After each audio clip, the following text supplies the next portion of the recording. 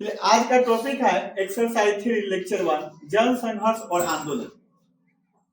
तो इसे लोकतांत्रिक व्यवस्था में इसलिए पढ़ा जाता है कि लोकतंत्र में ये अहम भूमिका निभाता है, जन संघर्ष या आंदोलन जिसे हम कहते हैं। तो सबसे पहले हम जानेंगे कि जन संघर्ष होता क्यों, आंदोलन की आवश्यकता क्यों पड़ती। और देखो, टॉपिक के लेक्चर के दौरान किसी को कहीं कोई दिक्कत हो, जैसे कुछ पूछना हो पूछ सकते हो। हालांकि मेरे तरफ से कोशिश हुआ है कुछ पूछने का मौका ही नहीं देंगे, हर बात को टच कर देंगे, ये कोशिश रहेगी। तो आंदोलन और जन संघर्ष एक ही बात है, ये होता क्यों है पहले इस पे सोचते हैं। तो सरकार के कार्यों से जब आम जनता को सहमत नहीं हो, सरकार के कार्यों से आम जनता सहमत नहीं हो, संतुष्ट नहीं हो, यानी कि सरकार द्वारा ऐसा कुछ कार्य किया गया हो जिससे आम जनता को एक्सेप्ट नहीं हो, समाज को एक्सेप्ट नहीं हो, तो उसमें बदलाव करने के लिए जन समूह उसका विरोध करता है, उस पर असहमति व्यक्त करता है, उसके कार्यों में असंतुष्टि दिखाता है। इसे हम क्या कहते हैं, जन संघर्ष या आंदोलन कहते हैं। आंदोलन का बहुत महत्व होता है, इस पर भी चर्चा करेंगे। तो पहले एक टॉपिक को क्लियर कर ले कि जन संघर्ष या आंदोलन कहते किसे, है ना। तो वर्तमान व्यवस्था के विरुद्ध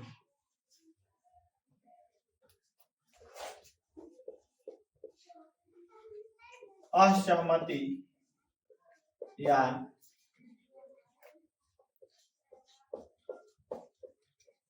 असंतुष्टि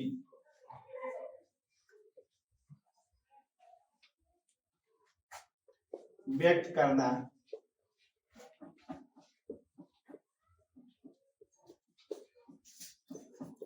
जन संघर्ष या आंदोलन कहलाता है। मार्कर ले आओ दूसरा। देखिए, जन संघर्ष या आंदोलन किसे कहते हैं, तो वर्तमान में व्यवस्था के खिलाफ असहमति या असंतुष्टि व्यक्त करना जन संघर्ष या क्या आंदोलन कहलाता है। उसे इंग्लिश में पोलिंग्स बोलते हैं।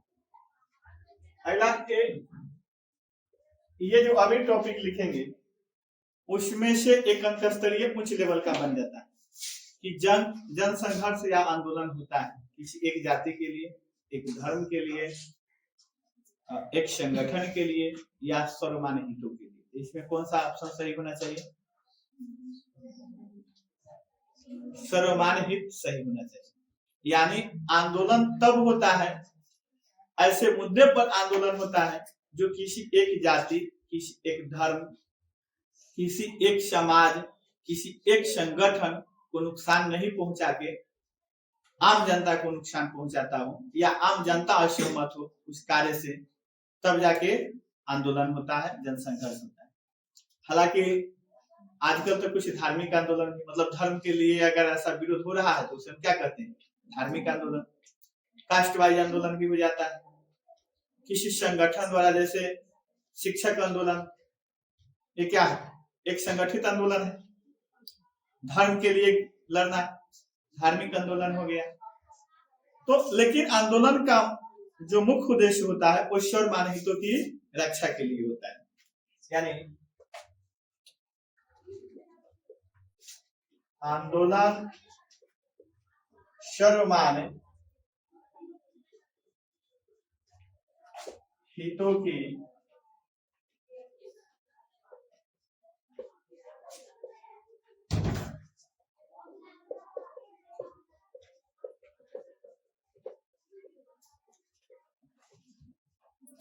किसी एक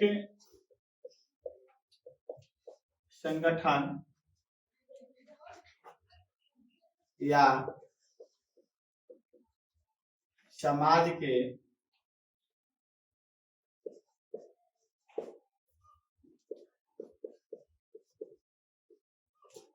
हितों के लिए नहीं। जब आंदोलन होता है या जन संघर्ष होता है तो किसके लिए होता है, सर्वमान्य हितों के लिए। और बहुत सारे आंदोलन को आप जानेंगे। इसमें आंदोलन को पढ़ना है जो मुख्य आंदोलन पहले हो चुका है, तो वो आंदोलन का रूप क्यों लिया। अब जैसे इसके पहले हम तारे विरोधी आंदोलन की चर्चा किए थे, चिपको आंदोलन था, किसान आंदोलन आएगा, बिहार छात्र आंदोलन आएगा, तो ऐसे बहुत सारे आंदोलन आएंगे। तो उस आंदोलन से किसी एक सोसाइटी को फायदा नहीं था, किसी एक जाति को फायदा नहीं था, किसी एक धर्म को फायदा नहीं था, उससे तमाम जनता को फायदा था। सारे लोग जुड़े तो जाके आंदोलन हुआ। अगला टॉपिक है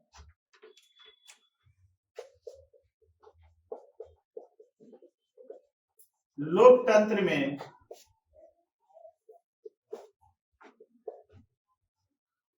आंदोलन का महत्व या आवश्यकता क्यों, इसको समझते हैं। लोकतांत्रिक व्यवस्था में आंदोलन का क्या महत्व है या इसकी आवश्यकता क्यों। तो अगर आंदोलन नहीं हो या सरकारी प्रावधान द्वारा आंदोलन की इजाजत नहीं हो तो लोकतंत्र समझो मर जाएगा, लोकतांत्रिक व्यवस्था रहेगा ही। हालांकि ये संवैधानिक मान्यता है कि आप किसी भी व्यवस्था के खिलाफ आंदोलन कर सकते हैं, बशर्ते वो आंदोलन हिंसात्मक नहीं होना चाहिए। अब हिंसात्मक कई एक कारणों से हो जाता है, उसमें कुछ पॉलिटिक्स कारण भी होते हैं, कुछ लोगों की समझ कम होना भी होता है, या आंदोलन में शामिल लोगों को ऐसा लगता है कि अगर हिंसात्मक नहीं किया जाए तो सरकार सुनने वाली नहीं, इस वजह से भी होता है। तो कई कारण हो जाते हैं हिंसात्मक होने के, लेकिन अहिंसात्मक आंदोलन की इजाजत है कि आप अपनी मांगों को लेकर अहिंसात्मक आंदोलन कर सकते हैं। और यह आंदोलन हिंसात्मक अगर हो गया तो उसके पीछे 2-3 रीजन में से कोई एक या सभी होते हैं। तो ये सब कारण है। हालांकि इस पे बात करेंगे कि लोकतंत्र में आंदोलन का महत्व क्या है। तो आंदोलन का पहला महत्व है कि आंदोलन या जनसंघर्ष को एक ही बात लिखेंगे, द्वारा सरकार या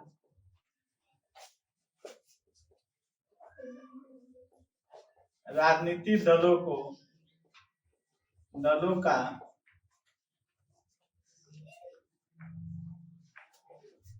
ध्यान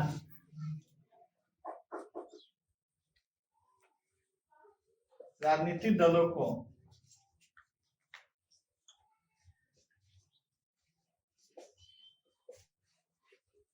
अवगत कराया जाता है। जैसे कोई कार्य की जनता मांग कर रही है या फिर आवश्यकता है, लेकिन सरकार उस पर ध्यान नहीं दे और सुनिए नहीं रहा है, तो उस हालत में क्या होता है, आंदोलन होता है, लोग सड़कों पर उतरते हैं। तो हम आंदोलन के द्वारा सरकार या राजनीतिक दलों को क्या कराते हैं, कार्यों को अवगत कराते हैं। दूसरा, आंदोलन के फायदा क्या है, सरकार तानाशाह का मतलब समझते हो, मतलब जो मन में आया वो कर रहे हैं। हिटलर के नाम सुना होगा, हिटलर तानाशाह था, यानी कि जो मन में आया वो करता होगा, संवैधानिक मूल्यों को ताक पर रख देता होगा, कोई नियम कानून नहीं, जो बोला वही। जैसे अभी क्या नाम है, एक दक्षिण या उत्तर कोरिया का किम जोंग, नाम सुना, उसका तक करतूत एक से कहता है मीडिया में, पता नहीं वो सच है कि झूठ। कहता है वो अपन फूफा के का किया था कि वो कुत्ता के दरबार में डाल दिया था, जिंदे खा गया। और मीडिया में आता है उसके बारे में एक से एक बातें आता है। हाँ, वो अपनी एक बहन है, उसको बहुत ज्यादा मानता है, बाकी उसको मैं पता नहीं वो बोल रहा था या भाषण दे रहा था तो कोई सो गया था उसकी सभा में, तो उसको तोप के आगे रख के उड़वा दिया। उसको वहां के देशवासियों को, ये सब मीडिया में आता है, कहां से सच्चाई है होगा ही, वहां के देशवासियों को अपने यहाँ जैसे है ना बाहरी मतलब न्यूज चैनल देखना, उसके यहाँ सब बंद है, उसके यहाँ ऐसा नहीं कर सकते हैं। वो जिस तरह की कहेगा ड्रेस, वही ड्रेस पूरा देश भर पहनना है, मतलब लोकतांत्रिक नहीं है, तो सब ऐसी चीजें, ऐसा व्यवस्था तनाशाह कहलाता है। एक तो अब तनाशाह का मतलब समझ में आ गया होगा। तो सरकार तनाशाह रवैया अपनाने से डरती है।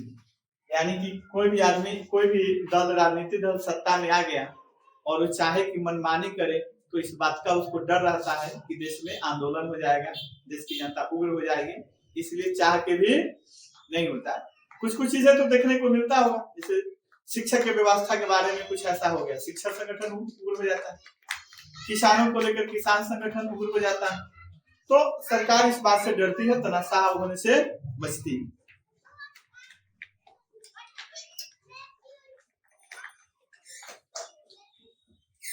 तीसरा है आंदोलन के कारण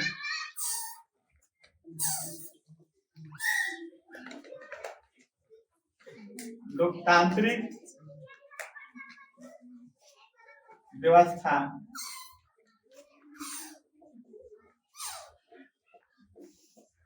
बना रहता है। मतलब अगर देश में लोकतंत्र है तो किस कारण से है? लोग आंदोलन के डर से। आंदोलन की अगर इजाजत हटा दिया जाए, इस डर को हटा दिया जाए, तो लोकतंत्र जिस चीज के लिए जाना जाता है वैसा वो रह नहीं जाएगा।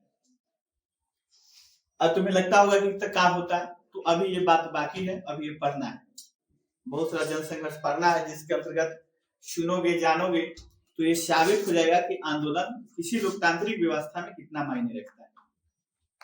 चौथा इसका बेनिफिट क्या है, लाभ क्या है कि सरकार को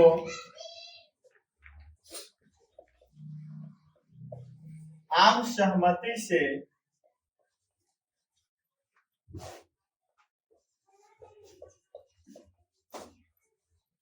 फैसला लेने पर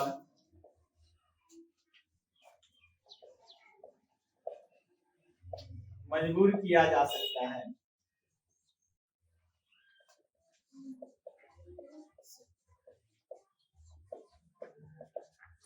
मतलब देखिए, आंदोलन में इतनी ताकत है कि सरकार का फैसला लेने को उसको मजबूर किया जा सकता है कि आप मेरा सुनिए और मेरे हिसाब से फैसला कीजिए।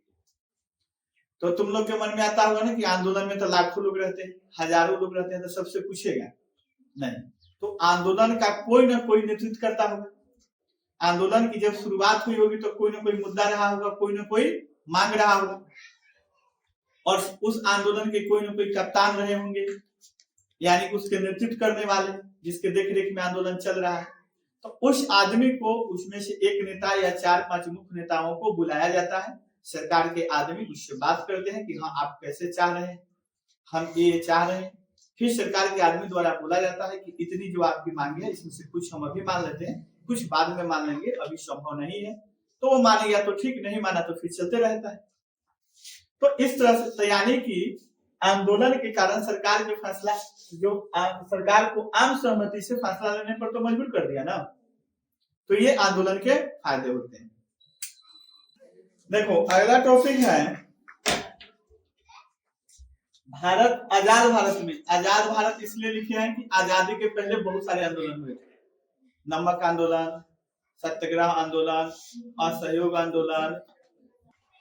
अपने के आजाद भारत में जब भारत आजाद हो गया, संविधान बन गया, तो यानी कि संविधान के अनुरूप कोई कार्य नहीं होता होगा जिसके कारण आंदोलन हुआ होगा। तो इसमें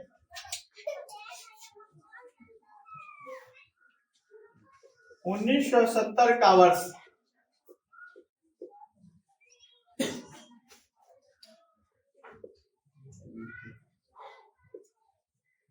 भारत में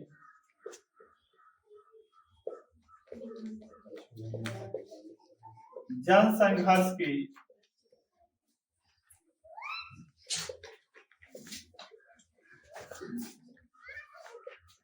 अहम घटना है। यानी आजाद भारत में आज तक जितना आंदोलन हुआ उसमें सबसे बड़ा आंदोलन जो था 1970 के दशक का था। तो ये लिखने की आवश्यकता नहीं है, केवल ये वाला नहीं जो अभी बोल रहे हैं वो जान लेना चाहिए क्यों था। भारत के सबसे पहला जो है राजनीतिक पार्टी कौन सा था? ये भी एक अंक स्तरीय है, या तो कंपटीशन के लिहाज से या तो 10th की क्लास के लिहाज से। 1885 में हाँ भारतीय राष्ट्रीय कांग्रेस पार्टी की स्थापना हुई। ऐसा कहा जाता है कि भारत आजाद होने के बाद महात्मा गांधी का कहना था कि आजादी के समय यानी देश की आजादी के पहले जो भी पार्टी दल बना था उसके नाम से राजनीतिक पार्टी कोई नहीं रहेगा। अब क्यों नहीं रहेगा? क्योंकि लोग इतिहास जब पढ़ेंगे तो ये जानेंगे कि इसी पार्टी ने आजाद कराया था देश को। एक सिंपैथी जुड़ जाएगा और उस पार्टी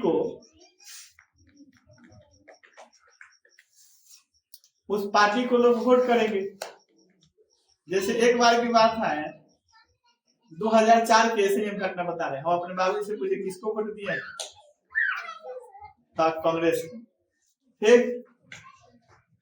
हमको हंसी आया, मतलब हमें पसंद नहीं था, हालांकि हमें पॉलिटिक्स से उस उम्र में कोई मतलब भी नहीं था, लेकिन लोगों को सुनते थे कि कांग्रेस को लोग नहीं दे रहे हैं गांव स्तर में। हम ऐसे बोले का है वह देश के आजाद करो दे रहे। मतलब ये मानना सही था कि आजादी के पहले की कोई राजनीतिक पार्टी नहीं बननी चाहिए। खैर छोड़ो। देश आजाद होने के बाद से लगातार पहला आम चुनाव 1952 में हुआ था और उसके पहले जो प्रधानमंत्री बने थे वो अंतरिम सरकार कहते हैं, यानी कि जो लोग संविधान सभा के बैठक में थे उन्हीं में से कुछ लोगों के वोटिंग द्वारा प्रधानमंत्री बनाया गया था। लेकिन आम जनता जब वोट किया था पहली बार वो कब किया था? 1952 में, और पंडित जवाहरलाल नेहरू प्रधानमंत्री बने थे। 1952 से लगातार कांग्रेस पार्टी का ही सरकार था।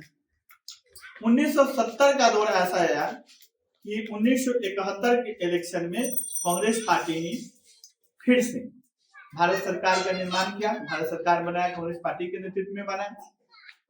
तो इंदिरा गांधी उस समय तनाशाह रवैया अपना ली। उन्होंने क्या किया कि संविधान के मूल संरचना में भी तोड़फोड़ शुरू किया, संशोधन करना शुरू किया। मतलब अपने हिसाब से संविधान बनाना चाह रही थी, अपने हिसाब से चलाना चाह रही थी ताकि हम ही सत्ता में बने रहे। तो इन सब चीजों के कारण देश के जितने भी अन्य राजनीतिक पार्टी थे या जो राजनीति को समझते थे जो पढ़े लिखे समाज सेवी थे या अन्य भी जो जनता जो समझ सकता था कि ऐसा करने से, संविधान में छेड़छाड़ करने से, उसके मूल संरचना में छेड़छाड़ करने से आम लोगों को तकलीफ होगा, बहुत सारे लोगों के अधिकारों का हनन हो जाएगा, समस्याएं पैदा होगी। उन लोगों ने विरोध करना शुरू कर दिया और ये 4 मार्च 1974-75 में ये पूरे देश भर में फैल गया। पूरे देश में फैल गया। दिल्ली के रामलीला मैदान में इसको लेकर बहुत बड़ा धरना प्रदर्शन हुआ, सरकार के खिलाफ नारेबाजी हुई। उसमें सरकारी लोगों को भी कहा गया कि आप सरकार का साथ मत दीजिए, सरकार गलत रास्ते पर है, इस टाइप के आह्वान किए गए थे। उसका नेतृत्व किए थे जयप्रकाश नारायण, नाम सुना होगा सर। और ये भी इंपॉर्टेंट क्वेश्चन है परीक्षा के लिहाज से भी। और उस आंदोलन का नाम था संपूर्ण क्रांति। तो क्वेश्चन ऐसे भी पूछा जाता है कि संपूर्ण क्रांति का नेतृत्व किसने किया था? तो जयप्रकाश नारायण। उसका शुरुआत कहां से हुआ था? तो बिहार से। उस क्रांति का शुरुआत भी कहां से हुआ था? बिहार से हुआ था। उन्होंने 1975 में आपातकाल की घोषणा कर दी। गलत तरीके से वो संवैधानिक नहीं था। आपातकाल माने समझते हो सब ना? इंग्लिश में उसको इमरजेंसी बोलते हैं और इमरजेंसी गांव के लोग समझते हैं, कहते हैं कि इमरजेंसी लागू है। इमरजेंसी नहीं, इमरजेंसी लागू हो गई है, ऐसा होता है। तो इमरजेंसी यानी आपातकाल की घोषणा हो गया। उसके बाद एक कानून था, अभी मुझे उसका नाम नहीं याद है, उसके तहत जितने भी देश भर के विरोधी नेता थे उन सबों को जेलों में बंद कर दिया गया। तो किसी भी लोकतांत्रिक व्यवस्था में अगर प्रतिद्वंदी नहीं हो तो लोकतंत्र नहीं है। यानी मान लिया जाए कि कोई एक पार्टी हमेशा सत्ता में रहे, उससे बहस नहीं है, बहस है कि विरोधी पार्टी भी होना चाहिए, अन्यथा जो शासन होता है वो निरंकुश हो जाता है। निरंकुश का मतलब उस पे अंकुश नहीं लगाया जा सकता। दूसरा, अगर दूसरी पार्टी नहीं रहेगी तो जनता के पास चॉइस भी तो नहीं रहेगी, एक ही को वोट करना पड़ेगा। जब जनता के पास चॉइस ही नहीं तो काहे के लोकतंत्र। तो इंदिरा गांधी के उस 70 के दशक में 71 में चुनाव लड़ने के बाद से उनके इन सारे कार्यों से देश में लग रहा था कि लोकतंत्र नहीं है। जो लोग उस समय रहे होंगे उन्होंने अनुभव किया था, और उस आंदोलन में बिहार से भी चढ़ बढ़ के नेता भाग लिए थे, और आंदोलन से निकला हुआ नेता वास्तव में एक क्रांतिकारी होता है, वो बदलाव करता है। हो सकता है कि वो बदलाव निगेटिव हो या पॉजिटिव हो, लोगों के मूल्यांकन करने का तरीका अलग अलग हो सकता है। ये मूल्यांकन करने के तरीके जो अलग अलग हो सकते हैं उसको सिखा दे। मूल्यांकन का मतलब हुआ कि आपको उन्हें कार्यों को देखने का नजरिया अलग अलग हो सकता है। जैसे एग्जाम्पल द्वारा बताते हैं, उसी आंदोलन के प्रोडक्ट निकले हुए नेता बिहार के जो स्टार 2-3 नेता हैं जो अभी भी हैं लोग, एक उनमें से नहीं है, लालू प्रसाद यादव उसी आंदोलन से निकले हुए नेता हैं। नीतीश कुमार उस आंदोलन में थे, रामविलास पासवान अभी नहीं रहे। ये 2 प्रमुख नेता हैं, और वास्तव में उस आंदोलन से निकले हुए नेता लालू प्रसाद यादव ने बिहार में वास्तव में जब वो मुख्यमंत्री बने, नेता के रूप में स्थापित हुए, परिवर्तन को किया। अब उस परिवर्तन को देखने का नजरिया धर्म वाइज, जाति वाइज अलग अलग हो सकता है। उन्हें अच्छा और बुरा अपने फायदे और घाटे के अनुसार लोग कह सकते हैं, कास्टिज्म के आधार पर कहा जा सकता है। लेकिन आंदोलन से जो नेता निकलता है वो वास्तव में बदलाव करता है, ये बात मानना चाहिए।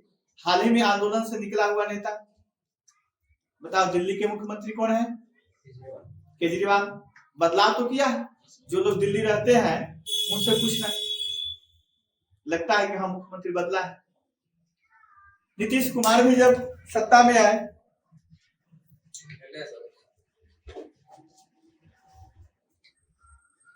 वो भी जब पहली बार सत्ता में आए उन्होंने परिवर्तन किया। यानी कि जो आंदोलन से निकला हुआ होता है ना नेता, ऐसा इन लोगों के देखने से लगता है, उसमें कार्य करने की क्षमता होती है, उसमें बदलाव की क्षमता होता है। वो डरता कम है, रिस्क लेता है। डरता कम है तो मतलब रिस्क लेता है, वो करता है काम को, जैसा कि ये प्रमाण के रूप में हम बताएं। तो हाँ, मूल चीजों से हटकर ये बड़ी लंबा टॉपिक हो जाता है ना, एक से एक जो होता है लिंकेज होता है ये बात। तो हम इस पे बात है 1970 का वर्ष भारत में जन संघर्ष की अहम घटना क्यों मानी जाती है, 1970 को ही क्यों माना जाता है। ठीक, तो इसका रीजन है 1971 में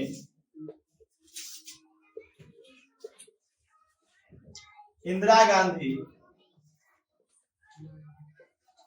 के नेतृत्व में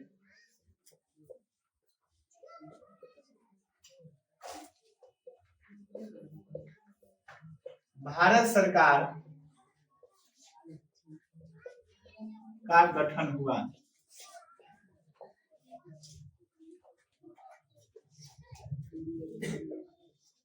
इसके बाद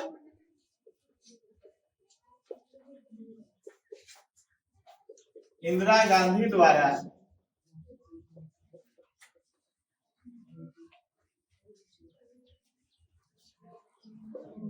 भारत के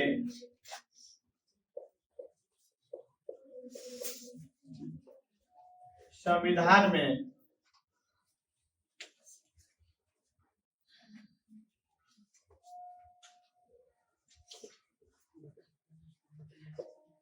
अनेकों बदलाव एवं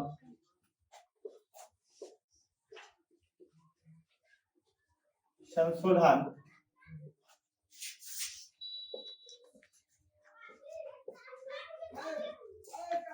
करने की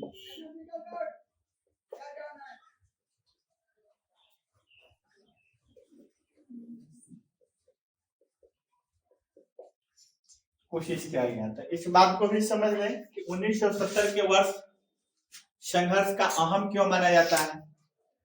तो 1971 में इंदिरा गांधी के नेतृत्व में भारत सरकार का गठन हुआ। इसके बाद इंदिरा गांधी द्वारा भारत के संविधान में अनेकों बदलाव एवं संशोधन करने की कोशिश किया गया या प्रयास किया गया।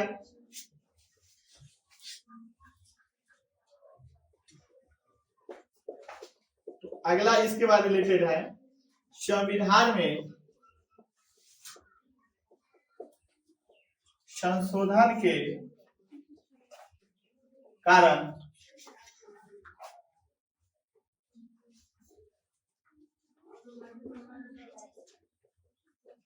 आंदोलन शुरू हुआ। संविधान में बहुत सारे संशोधन के कारण क्या हुआ? आंदोलन शुरू हुआ।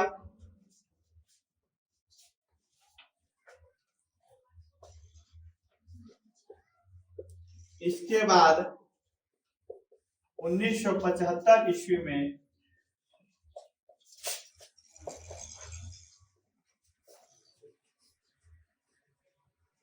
असंवैधानिक तरीके से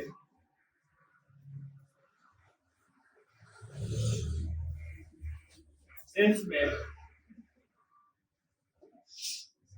आपातकाल की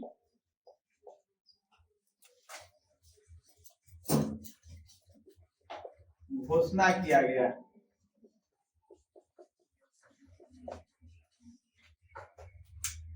ये इम्पोर्टेंट है। देश में आपातकाल की जो सबसे जो इमरजेंसी तो एक बार लगा हो, लेकिन पूरे देश में इमरजेंसी 1975 में लगा था, और वो भी कैसे?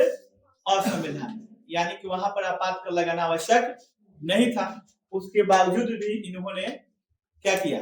आपातकाल लगाया। उस आपातकाल के दौरान देश के प्रमुख विरोधी नेताओं को क्या किया गया? जेल में डाल दिया गया। यानी आपातकाल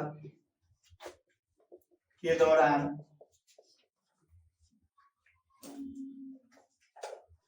देश के प्रमुख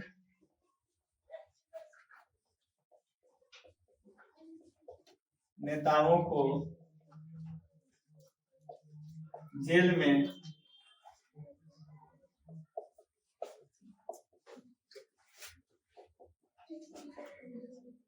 सबको, जिसमें अटल बिहारी वाजपेयी भी शामिल थे, जयप्रकाश नारायण भी शामिल थे, इन सारे मतलब जितना विरोधी है सबको जेल में डाल दिया गया। और आपातकाल क्यों लगा दिया गया होगा? आपातकाल के रूल अनुसार 4 या 4 से अधिक व्यक्ति एक जगह किसी चौराहे पर खड़े नहीं हो सकते जब इमरजेंसी लग जाता है। कुछ जरूरी कार्यों से ही आप घर से बाहर निकल सकते हैं, कुछ बेसिक उसके रूल हैं। आदमी ग्रुप बना के कहीं नहीं चल सकता है। तो आपातकाल लग जाएगा तो फिर आंदोलन कैसे होता है? आंदोलन में तो बहुत सारे लोग होते हैं।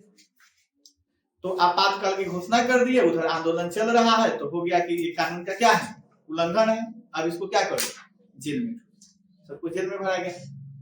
जिसका नतीजा हुआ कि 1975 के दौरान ही या 77 में इलाहाबाद हाई कोर्ट ने इंदिरा गांधी के चुनाव को, उनके जो जीती हुई थी चुनाव, उसको असंवैधानिक करार दे दिया।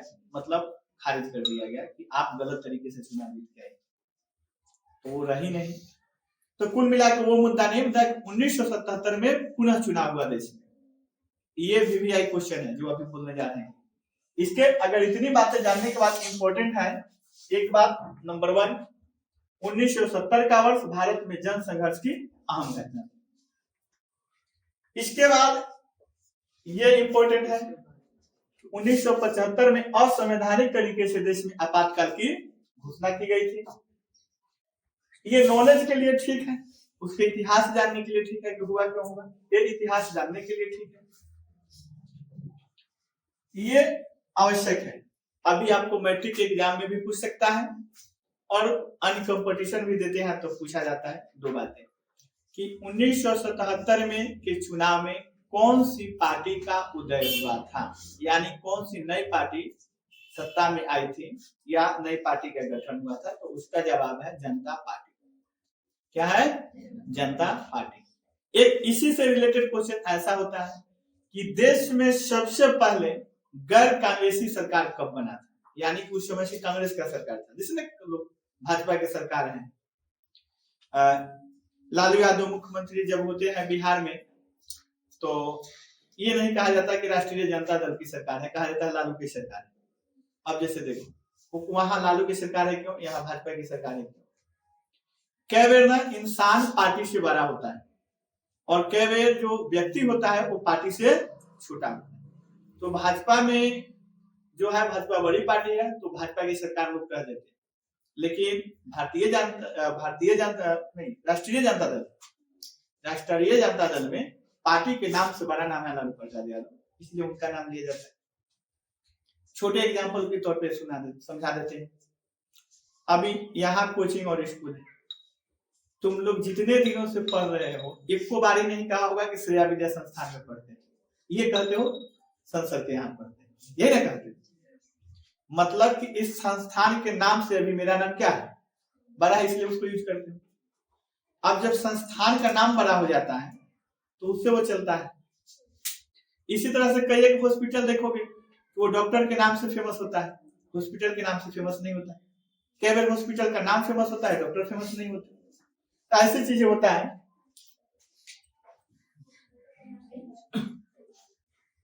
सर्वप्रथम 1977 ईस्वी में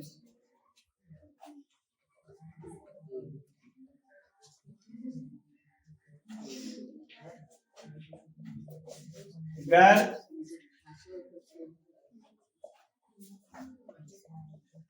कांग्रेस सरकार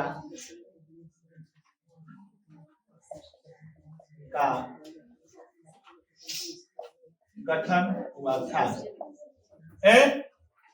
सर्वप्रथम 1977 ईस्वी में गैर कांग्रेस सरकार का गठन हुआ, अर्थात 1977 ईस्वी में जनता पार्टी के नेतृत्व में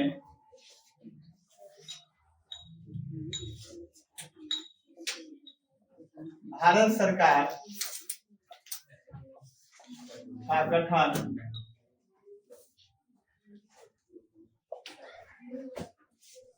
हुआ था।